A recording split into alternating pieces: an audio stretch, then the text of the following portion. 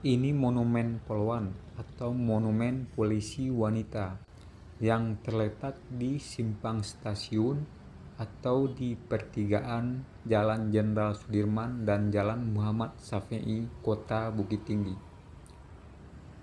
Monumen ini dibikin untuk memperingati hari lahirnya polisi wanita pertama, yaitu pada tanggal 1 September 1948 di Kota Bukit Tinggi.